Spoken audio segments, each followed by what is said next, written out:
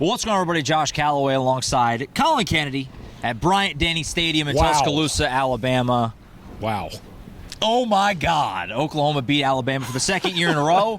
They upset the number 4 Crimson Tide on Saturday evening here in Alabama. I'm dumbfounded. Who would have thought we'd be doing this back-to-back weeks? You had a bye week in there. I guess that's true. Yeah. An incredible win. Oklahoma beats Alabama 23-21. So much to digest. This game ended, I don't know how long it's been, a couple hours or whatever. It still has not totally washed over me what Oklahoma did here today. They went into Tuscaloosa. Alabama hadn't lost a home game under Kalen DeBoer. Had won 17 in a row. Was the longest win streak in the country coming in. Yeah. We had the stats on the game preview. It was like 45 of their last 47 or something like that. I'm butchering the stats. Something like that. Yeah. They don't lose here. Bottom line, they don't lose here. And Oklahoma just, it was not always pretty. Brent Venables joked about it like it was pretty to me. You know, like, what do I care if we win, right? But, man, we'll get into the specifics of it, Collin, but, I mean, this is no doubt in my mind the best win of the Brent Venables era, to come into this place and to beat this top 5 Alabama team. We'll talk about, you know, the ramifications and what lies ahead, but just unbelievable, truly unbelievable. I think everyone's brain's a little bit fried right now. I'm talking about weeks, we're talking stats, we're trying to put all the puzzle pieces together, but regardless, I don't think there's any question. It's not hard to get there. This is Brent Venables' biggest win in his OU tenure. I don't know that this was his quote-unquote most important game, because he came into the year and answered a lot of questions that needed to be answered. But at the same time, the meaning behind this one, like you said, we'll get into all that here pretty soon. This is an unbelievable win, easily his biggest. And for Oklahoma to come out of this place with everything that was on the line with a victory, just crazy to see, to be honest with you. Just what a scene. And you know, even down to the very end, and you can speak, I won't speak for you, it felt like you still kind of thought Alabama was going to win, or at least I did. Like, it just, you know, and they get into the 3rd and 21 if the Kip Lewis sack in the final 2 minutes, and then they get 15 yards to make it 4th and 6, and it's like, oh man, they're going to pick this up and they're going to have a chance, and they get the stop, and when they got that stop, and Alabama only had one timeout left because they kind of bungled the end of this game. It was like, wow, they're really going to do this. They're actually going to come in here and pull this off. It's still, like I said, it's been a couple hours, so it's not like it's been. It might take, when we're doing the pod on Monday, maybe by then, maybe it'll set in what they accomplished here. But just, I mean, as good of a win as anyone has in college football this year, as anyone has, as anyone. And I think, to your point, so that feeling of, all right, this is when Alabama takes it over, right? Because the win streaks that we're talking about, and also there were moments in this game where Alabama started to get the momentum rolling, and it was hard to stop them once it started getting going for them. And when Alabama gets that 4th down and 1 conversion, the reverse the great play call, it was great. Hey, shout out the guy in the press box that cheered. I hope you're having a great night tonight, because that was the moment where you felt like, hey, that might be it for Alabama, right? And I thought one of the biggest narratives coming out of this game for Oklahoma is hard to kill. Hard to kill. They had the shirts. They had the shirts out, and I think that they constantly have preached out of the Ole Miss loss, we have to be a team that plays to our caliber of play, and we have to be a team that responds, that has an answer. And I thought that was one of the primary takeaways for me was they just found ways to answer. Like, they bent. Don't get me wrong, they bent. Sure. And there weren't some great moments. Like, there were some lapses, certainly. But they just found a way. And in an environment like this, with a lot on the line, sometimes it's just about, it doesn't have to be easy, but you got to have a response. And they responded in certain moments, especially late in the game. Yeah. No, I mean, just like in Knoxville, they fall behind in the 3rd quarter, and it's like, it feels like the stadium's starting to get rolling, and it just the last 4 years we've seen Oklahoma, it just kind of spirals on them from there, and this is 2 times in a row where they didn't let it spiral on them. They made the big plays. And we got to start with the defense. The defense, my God, it's unbelievable. Offensively, and we'll talk about the offense too, obviously. It was awful in the second half. I mean, they couldn't do anything. They almost got doubled in total yards in this game. But defensively, they just kept making the plays. They got 3 turnovers in this game. An Eli Bowen pick 6, an 87-yard pick 6 at that. Taylor Wine, the huge strip sack. Jaden Hardy pokes one loose on a punt return to give him a short field. The defense, despite offensively them giving little to nothing in the second half of this game, and that's where really most of the pessimism came from me. It was like, how are they going to score enough to win this game? The defense said, we got you. say less. Like, the defense just kind of went and won the game by themselves almost. It was an unbelievable masterclass defensively. We said on Friday, like, Alabama's going to move the ball. Ty Simpson's too good. They have too many receivers, and they did, right? They had their moments. They had their drives.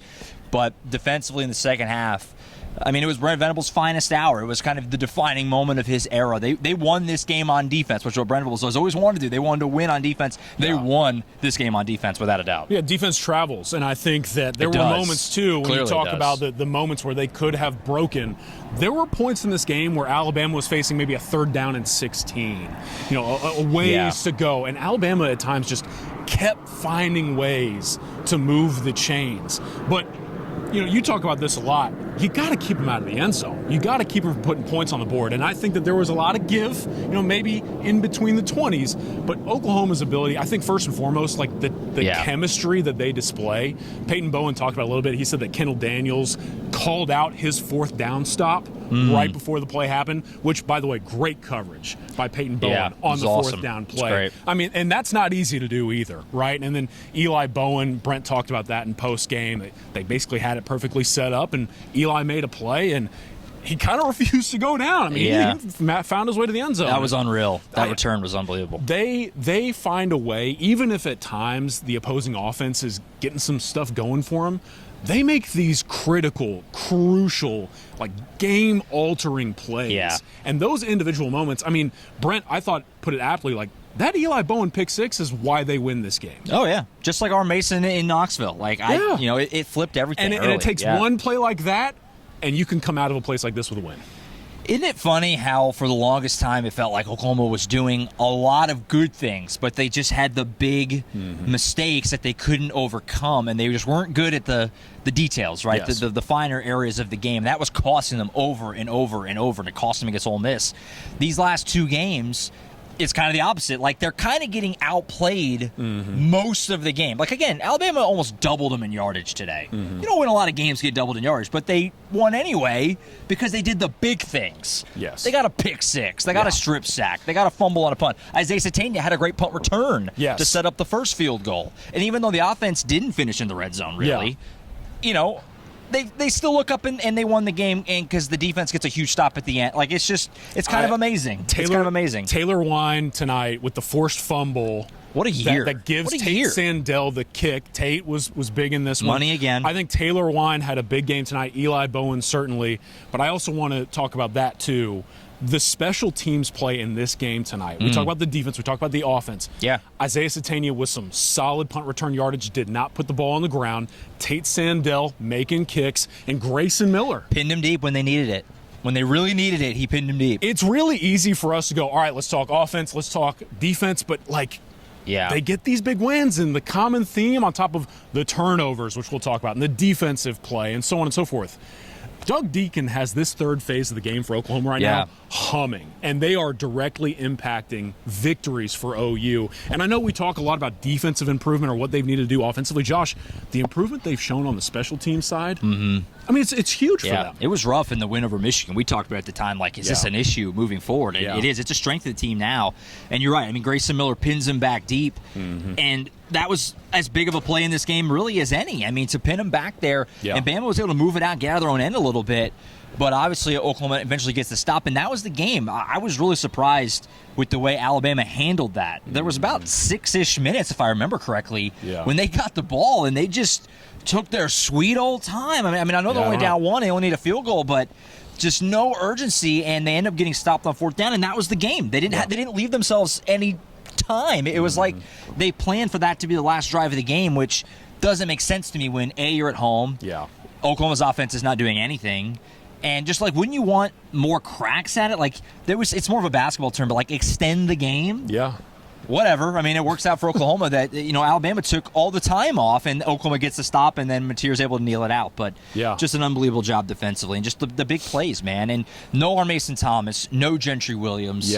And Jaden Jackson dinged up. Jaden Jackson dinged up, and it's just the beat goes on. Davon Jordan gets a massive sack in this game on a perfect play call. If you took the Devin Jordan sack prop bet. First off, you're a sicko. Buy yourself that new house tomorrow, my friend. Congrats to you. Yeah. Congrats to you. Huge play by him. And that's Huge the thing is that it's like, and it's really been all year, but especially these last couple of games where it's just the amount of guys on defense that are making big plays is so long. It's a laundry list, and it's just you can't say enough. I've said it before, even when things weren't going well. Yeah. Even after the loss to Ole Miss or whatever, like there's a lot of things you can say about Brent Venables that have been fair critiques. Yeah.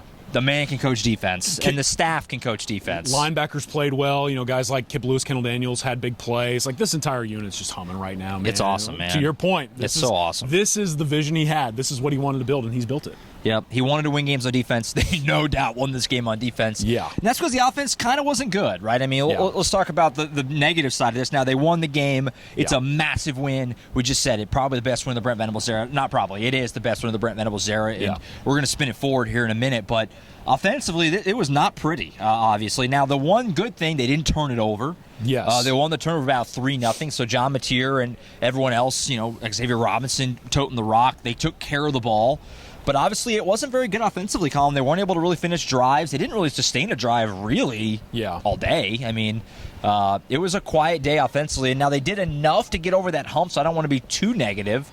But it's definitely some qualms offensively. And I thought John Mateer, had some nice moments, but also just kind of, I don't know. What'd you think? What'd you think offensively? And to be fair, too, there were probably some turnovers left on the plate for Alabama. They had a couple of drops. Mateer gave them a couple opportunities they did not make the most of. Yeah. But this was kind of it for me on the offense, right? It wasn't pretty by any stretch. I want to say at the second. 212 yards. At the end of the second quarter, they had basically a 50-50 split, rushing yards, passing yards, and Alabama had 274 through the air. I mean, it wasn't even remotely close. But this was the thing that kept coming up for me. We talked so much in the offseason of they needed an offense that could elevate this defense when it was time. Yeah. And I think that for this offense, there were moments where, hey, they had some potentially drive-killing penalties. And at times, they didn't let it kill them. Tough to kill. They showed that in those moments. Yeah. Xavier Robinson gets dinged up. That plays a role in this game, in my opinion. He came back. No doubt. He did come back. But he missed a couple of drives and obviously missed some key moments in this game where maybe he plays a primary role in those situations. Was it after the Hardy, I think? Yes, and if you'll remember, they then asked Torrey Blaylock to go try and pick up a 3rd and 2, and you're like, all right, if they had their bell cow back, then maybe this looks a little bit different. Sure. They overcame some penalties. They did not turn the ball over. And then, hey, when they overcame those penalties or whatever else and the defense came up with a turnover, they put points on the board. Yeah. Field goals, touchdowns. I mean, the Mateer run in this end zone right here. That run was sick. That was a moment from John Mateer. The way he kind of was just breaking tackles and spinning through dudes. It didn't go down. Yeah, it was just a will, a want to. And it's those individual moments. This offense, there's still moments, yeah. Yes. They don't have to be perfect. This team is built to win on defense and special teams at this point. We kind of know what they are. So, I mean, as easy as it would be for me to sit here and say they're not the prettiest on offense, they are at least making the most of the moments that they have to and overcoming some mistakes at times so they can go out and win games. And that's what I would be asking of them right now. This game was basically the embodiment of what every OU fan and what we were everyone in the state of Oklahoma was saying all offseason, which was, if the offense can just not be a disaster, this team could probably win. That's literally what it was today. The offense pretty much just didn't lose this game. That's really all you could say about it offensively. They let the defense win it for them. I mean, and that's what we said last year, where in Missouri or name your brutal loss from a year ago, where it just felt like the offense gave the defense no chance. South Carolina comes to mind. They just it wasn't good today, but it wasn't awful, right? They didn't lose the game on offense. They gave the defense a chance to go do it for them, and the defense is special enough that they were able to do it. Sometimes that's all that it takes. And a couple of guys had moments. I mean, Giovanni Gibson got involved today. Jermichael Carter had a couple big catches. X-Rob had a couple of nice runs. Some of the plays by Gibson late in the game were big, really big. And I mean, Jermichael Carter, to your point, Xavier Robinson. Like I said, the Mateer touchdown run in this end zone was great. Yeah. It was great. Yeah. I think that they've got guys that they have to improve their consistency, obviously, but they're at least making those plays that they gotta go and have. And I will say, moving forward too, Josh, something for me to monitor is like they had some more personnel shifting. Derek Simmons, Fojay, had a little bit of rotation. Yeah, the wide receiver Jacob Jordan got in this football game. Mm-hmm. I think that maybe plays a role too. They're still maybe trying to figure out like who do we like where and when. Yeah, I don't know. That's something that came to mind for me. So we look ahead. It's now the world is your oyster if you're an Oklahoma fan now, and if you're Oklahoma, right? I mean, you have to go take care of business now, and that's the next tricky part is handling all of this and not having a letdown coming back home to face Missouri, who's not terrible, but they're not great. They were a lot better before the injuries to Bo Pribula, obviously. And they're coming into Norman next week for an 11 a.m. kick. Then you have LSU to finish. If you win those 2 home games, you're going to be in the playoff, and you very well might be hosting. I don't know if it's hard to guarantee anything because I just don't know how things are going to shake out, but you have a very good argument to be hosting, but you're definitely going to be in the playoff. Right. So you have 2 winnable home games to make the playoff now. You have to feel great if you're Oklahoma. The way your defense is playing, you're coming back home. You have to, again, not blow it now. It's all out in front of you. I imagine when the playoff rankings come out on Tuesday, Oklahoma's going to be pretty high. Yeah. They were 11. They just beat number 4 on the road. I think they're probably going to be up, in the top 6 or 7 range, right? Yeah. It's all out in front of this team, but it's hard to not think big if you're an Oklahoma fan, and I'm certainly kind of thinking big, like, dang, man, like what? They just went to Tuscaloosa and won, so why couldn't they win the next 2 and go to the playoff and maybe do some damage in the playoff? I mean, you have to go one at a time, but it's hard not to think big with this team right now. The way that the defense is playing and the offense is, again, not at least avoiding the big mistakes and doing some good things. Yeah. Kind of feels like, hey, man, why not? Why not think big with this team right now? We said it 2 weeks ago. My brain is collecting itself. It's been a wild couple of weeks. Man. What a November. Red November is real, I mean, who would have thought we'd be doing this right now? It's been a wild couple of weeks, but we said it after the Tennessee game, and I'll say it again for a couple of reasons. You got to go play the games. And Oklahoma is showing you got to go play the games, especially when you got a defense like this. You got a special teams unit that can help you go win, and you've got an offense that's doing just enough at times. You got to go play the games. Now, there's double meaning to that. You got to go play these games and finish. I mean, Mizzou is going to come into Norman with a chip on its shoulder. We know that's heavily debated rivalry. I'm not going to get into that, but like there's some disdain there at the very least. There's emotion to it, and how much would a guy like Eli Drinkwitz love to spoil the Sooners season? Sure. And then you got LSU. LSU did not look pretty today, and then they pull out the win against Arkansas. Sure. They've got talent on the team. And by the way, Josh, if you'll remember, that LSU squad gave this Alabama team fits on this field last Saturday. So it's like you're playing 2 winnable games, but you're not facing slouches. And they're going to be emotional moments. They're going to be games with high stakes, and your opponent's going to be aware of that. I think you set a high expectation for yourself, but you also they have to keep up this mantra of hard to kill. Don't let those big moments, now that you know what's in front of you, take you down. And I think that this Oklahoma team is built for that. I really do. It's amazing how quick it all changes. I mean, 3 weeks ago they lose to Ole Miss, and everyone was saying it. I mean, not just us. I'm including us, certainly, when I say, everyone was very upset with where everything was, because that Ole Miss loss was just a thing that we had seen so many times before, and just you could tell Brent Venables, just like in Knoxville 2 weeks ago, tonight, there's a look on his face of like a lot of effort and time and taking everyone ripping you for 4 years, and it's kind of starting to swing the other way a little bit now, and it's cool. It's cool. This was a heck of a win, and they really enjoyed this, and this was an awesome scene again. These SEC road games have just been so cool. And another shout out to Oklahoma fans, because a lot of fans were here. When I turned that corner out of the tunnel, Brent was high-fiving them, and they're showering him as he's going through the line with cheers. And it was awesome. It wasn't quite, I don't think, quite as insane as Knoxville was under the lights, but it was pretty darn loud in here. And this was another great venue for college football and a great college football game. And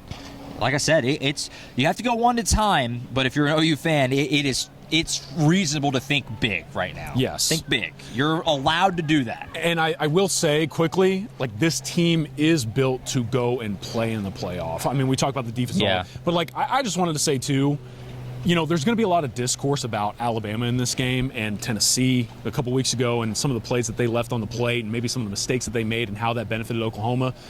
Brent said it against Tennessee, like, you don't apologize for that. Yeah. And if you capitalize on your opponent's mistakes, that's part of the winning recipe, in my opinion. And I know there's going to be a lot of debate about that, but at the end of the day, man, like on top of everything this team is about, they're finding ways to force turnovers and force their opponents to make the mistakes, and they're making the most of those opportunities, and that's how you win big postseason games too. Yeah, it's unreal. What a game. They can go. There's a lot they can do after this one, man. They it's are crazy. In 2 years in the SEC. Oklahoma is now 4-0 against the state of Alabama. They've swept Auburn and Alabama these last 2 years. Brent's a mayor candidate. They like this state. Yeah, they like this state, man. So why not? What an unbelievable day here in Tuscaloosa. There's tons of coverage over on the website, oklahoma.247sports.com, out there on the YouTube channel as well. Brent Venables, Ben Arbuckle, John Mitch, here's some more players as well. Everyone, a lot of smiles. A lot of smiles and happy faces after an epic, unbelievable, again, I think definitely the best win and the defining moment win of the Brent Venables era, to get that stand. Kip Lewis gets that sack, and then the fourth down stop, like that. That was it. That was Brent Venables football. That was his vision, and they played out today. Oklahoma 23, Alabama 21. Unbelievable win. Again, tons of coverage there on the YouTube channel and over the website. Any final thoughts from you? This was unreal. Fun. This was unreal, man. This was a lot of fun. Unreal. Can't wait for this final 2-game stretch in Norman, man. I know. 2 home games to get to the playoff, and again, probably hosting if you can take care of business. So we'll see. All right, lots of coverage on the website and on the YouTube channel. That's it for now. Signing off from Tuscaloosa. Collin Kennedy. I'm Josh Callaway. Oklahoma. Oh, my God. They did it. They did it. Unreal. Unreal.